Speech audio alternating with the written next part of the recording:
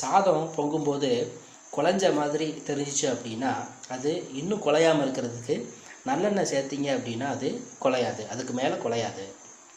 காஞ்ச மிளகாய் வறுக்கும்போது பார்த்திங்க அப்படின்னா அதிகமாக நெடி வரும். அது வராமல் இருக்கிறதுக்கு கொஞ்சம் உப்பு போட்டு வறுத்தா அந்த நெடி வராது பயங்கரமாக. தோசைக்கல்லில் 2 வகை இருக்குது. ஒன்று கனமான தோசைக்கல், இன்னொன்று கனம் இல்லாத தோசைக்கல். கனம் அதிகம் உள்ள தோசைக்கல்லை தோசைக்கும், கனம் இல்லாத தோசைக்கல்லை சப்பாத்திக்கும் யூஸ் பண்ணோன்னா ரொம்ப நல்லாயிருக்கும். இட்லிக்கு மாவு அரைக்கும்போது, அதாவது உளுந்து அரைக்கும்போது ஃப்ரிட்ஜ் வாட்டர் ஊற்றி அரைச்சோம் அப்படின்னா மாவு நல்லா பொங்கி வரும். எல்லாருக்கும் வெங்காயம் அறுக்கும்போது கண்ணில் தண்ணீர் வரும். அப்படி வராமல் இருக்கணும் அப்படின்னா கத்தியை லைட்டாக சூடு பண்ணிவிட்டு வெங்காயம் வெட்டணும் அப்படின்னா கண்ணில் தண்ணி வராது. சாம்பார் இல்லைன்னா வத்த குழம்பு வைக்கும்போது அதிகம் காரம் ஆயிடுச்சுன்னா அதில் கொஞ்சமாக நல்லெண்ணெய் ஊற்றி கொதிக்க விடுங்க, காரம் குறைஞ்சிரும். நம்ம வீட்டில் சிக்கன் ரோஸ்ட்டு இல்லைன்னா மட்டன் ரோஸ்ட் செய்வோம்.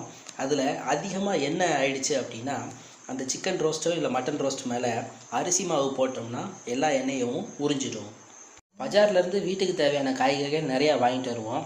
அதில் காலிஃப்ளவரு, முள்ளங்கி, முட்டைக்கோஸ் இதெல்லாம் ஒரு 2 நாள் கழித்து சமைக்கும் போது அதிகமாக ஸ்மெல்லு வரும். ஸோ அந்த ஸ்மெல்லு வராமல் இருக்கணும் அப்படின்னா சமைக்கும்போது அதோட கொஞ்சம் எலுமிச்சை ஜூஸும் கொஞ்சம் ஜீனியும் சேர்த்துக்கிட்டோம் அப்படின்னா அந்த பயங்கரமான ஸ்மெல்லு வராது. வீட்டில் கீரை செய்யும்போது, கீரை வேகும்போது அதை மூடி போட்டு மூடக்கூடாது. ஏன் அப்படின்னா கீரை வேகும்போது அதிலிருந்து நச்சுத்தன்மை வாய்ந்த காற்று வெளியில் வரும். ஸோ அதை மூடி வைக்காமல் இருந்தோம் அப்படின்னா அந்த காற்றுலாம் வெளியில் போயிடும். ஸோ கீரை வேகும்போது மூடி போட்டு மூடாதீங்க. பருப்பு சீக்கிரம் வேகணும் அப்படின்னா அது வேகிறதுக்கு கொஞ்சம் கடுகு எண்ணெய் ஊற்றுனீங்க அப்படின்னா சீக்கிரமாக வந்துடும். வீட்டில் சீடை செய்வோம். அந்த சீடை செய்யும்போது முக்கியமாக வர பிரச்சனை, சீடை வெண்ணெயில் போட்டோன்னே வெடிக்கும்.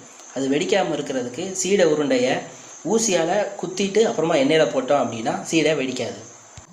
ரவா தோசை மொறுன்னு வர்றதுக்கு அரிசி மாவுக்கு பதிலாக சாதத்தை மிக்சியில் குழைய அடிச்சுட்டு அதோட ரவையை சேர்த்து தோசை சுட்டோம் அப்படின்னா ரவா தோசை மொறுன்னு வரும்.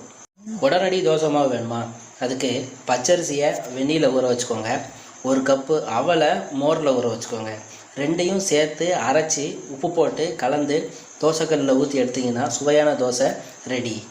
இட்லி கல் மாதிரி வந்துச்சுன்னா இட்லிக்கு ஊற்றுற மாவில் 4 பச்சை அப்பளத்தை எடுத்து தண்ணியில் நனைச்சி அதை நல்லா மிக்சியில் அரைச்சி இட்லி மாவோடு கலந்து இட்லி சுட்டோம் அப்படின்னா இட்லி சாஃப்டாக வரும்.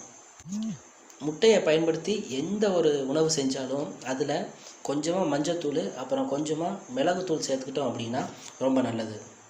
பச்சை மிளகாய் வெட்டுறதுக்கு முன்னாடி கையில் நல்லா எண்ணெய் தேய்ச்சிக்கிட்டு மிளகாய் வெட்டினீங்க அப்படின்னா அந்த மிளகாவோடைய காரம் கையில் ஒட்டாது.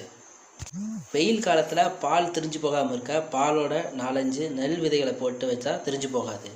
வாழைப்பழம் ஃப்ரெஷ்ஷாக இருக்கணுமா? அதுக்கு அதோட முனைப்பகுதியை நல்ல பிளாஸ்டிக் கவரில் சுற்றி வச்சோம் அப்படின்னா வாழைப்பழம் கொஞ்சம் நாளைக்கு ஃப்ரெஷ்ஷாக இருக்கும். தனித்தனி வாழைப்பழமாக வச்சாலும் வாழைப்பழம் ஃப்ரெஷ்ஷாக இருக்கும். வெயில் காலத்தில் பார்த்திங்க அப்படின்னா பெருங்காயம் கட்டி ஆகிடும். அப்படி ஆகாமல் இருக்க பச்சை மிளகாயை காம்பு எடுக்காமல் பெருங்காய டப்பாக்குள்ளே போட்டு வச்சுருந்தோம் அப்படின்னா கட்டி ஆகாது, நல்லா பவுடராக அப்படியே இருக்கும். ஆப்பத்துக்கு மாவு அரைக்கும் போது அதில் கொஞ்சமாக ஃப்ரிட்ஜில் வச்ச பாலை ஊற்றி அரைச்சோம் அப்படின்னா ஆப்பம் ரொம்ப சாஃப்டாக இருக்கும். கிழங்குகள் சீக்கிரமாக வேகிறதுக்கு அதை வேக வைக்கிறதுக்கு முன்னாடி 10 நிமிஷம் உப்பு கலந்த தண்ணியில் வச்சுட்டு அப்புறம் வேக போட்டோம் அப்படின்னா சீக்கிரமாக வெந்துடும்.